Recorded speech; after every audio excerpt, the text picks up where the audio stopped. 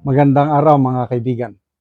Bigyan natin ng reaction opinion itong post, The Best ka Inday Sara.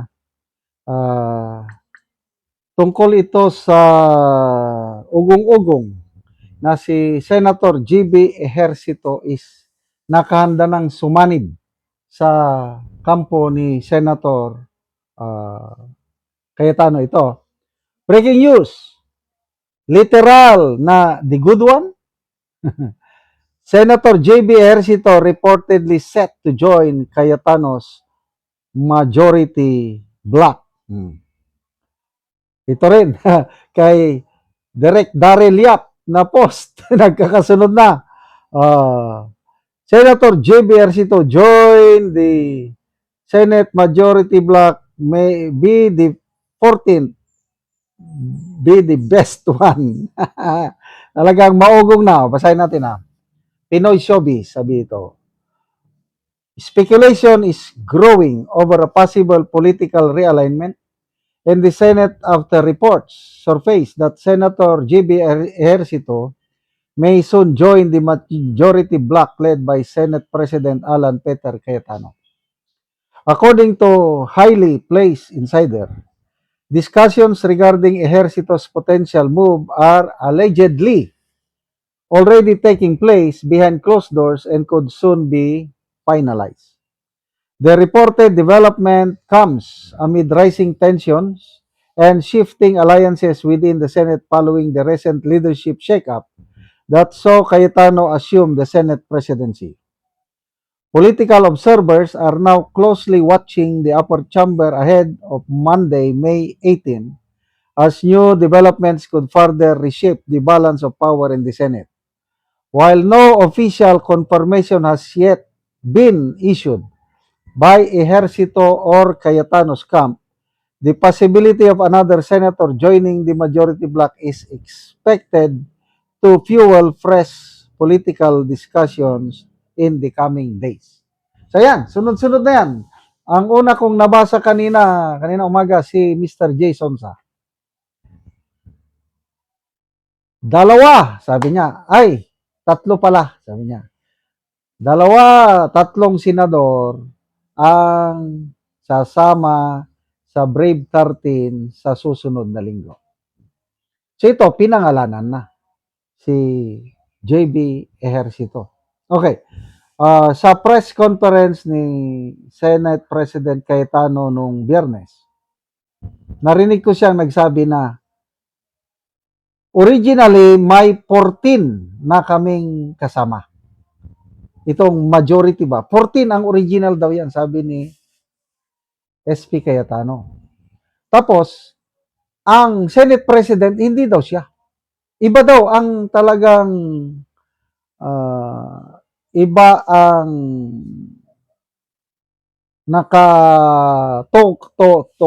toka.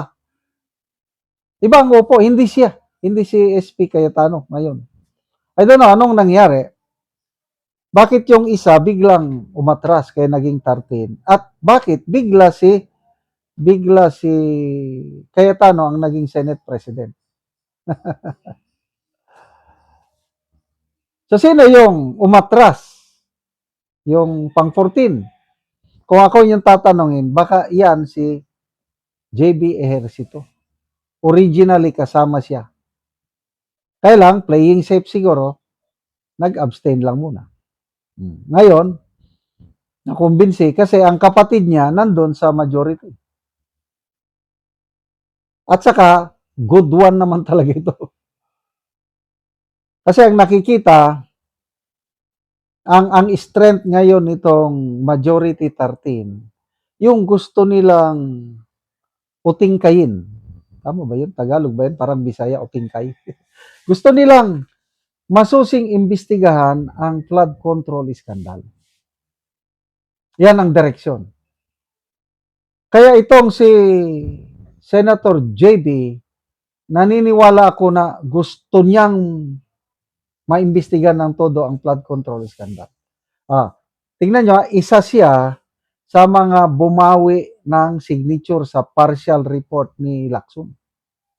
Tatlo sila na bumawi ng perma. Ejercito, Subiri, and Gatchalian. Hindi sila kontento sa pamamalakad ni Lacson. Ngayon, ang direksyon na ng bagong leadership is imbestigahan. Walang pagtatakpan. Lahat ng testigo na pwedeng magbigay linaw sa nakawan, patatawag. Walang sinasanto. Ayan. Makasa yun. So, ito naman si Trillanes, gustong-gusto niya, nanawagan din siya na dapat tanggalin daw kaagad si SP Cayetano. Tingnan natin. Kaya ngayon, gapangan ang labanan sa Senado. Kaya we expect another exciting week starting bukas. Bukas is mag-take out na ang mag-convene na pala ang impeachment court. Unang mag-take out si SP Cayetano as presiding officer sa impeachment court. Then after that, saka manumpa rin yung 23 other senator judges. And then the whole week, giving summons. Summon. Kasi yung kopya, yung articles of impeachment, ipapadala sa kampo ni BP Sara. Sasagot sila. Pag nakasagot na sila, pag submit, yung sagot kampo ni BP Sara, ibibigay sa prosecutor, sumagot din sila. Pag nakasagot na sila, yun na, magsimula na po ang trial. Kaya, bloodbath, siguro mga ano na, May, mga June. Kaya ako, excited na ako. At, wala na, as clear, as sure as the sun rises in the morning and sets in the afternoon, sure na po, panalo si BP Sara. Kaya, ang titignan na lang natin is, paano ngayon bubutasan ng yung testigo nila, paano mapapahiya sina Madriaga, Trillanes at iba pa sa pamamagitan ng magandang cross-examination ng mga veteranong trial lawyers ni BP Sara. Salamat mga kaibigan sa inyong pagsubaybay sa channel na ito. Nakakatulong kayo ng malaki sa tribong Talandig ng Bukidnon dahil ang sweldo natin sa channel na ito is pantulong po sa tribo. Namimigay tayo ng libreng yero at pako para makapagpatayo sila ng mas maayos na tirahan. Panoorin nyo ang video na ito. Ang yero nga ihatag namo sa mga tao, katong itabang sa mga tao nga nagkinahanglan sa ilang balay. Kay nakigpuyo lang ni siya sa iyang magulang.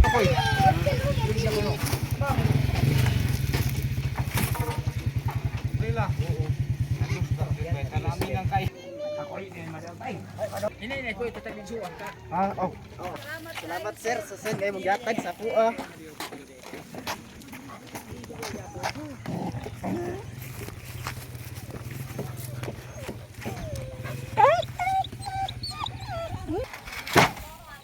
Alay, pandawag din ito.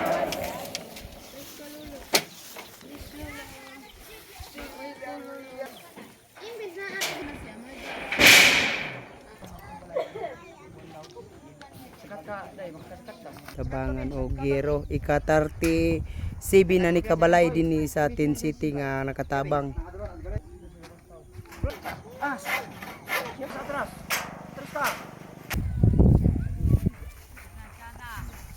Pabantay ka. Hindi ko tagsugo di ay. Ini niya. Kuda, patras. Patras ta kuan lang. Okay po mo ara pa duay. Duay kami pulo bilang iyo. Hari pa yan. Bayan sa kanat. Karon humanagyod sa pagkatok ang ihatag namo nga yero.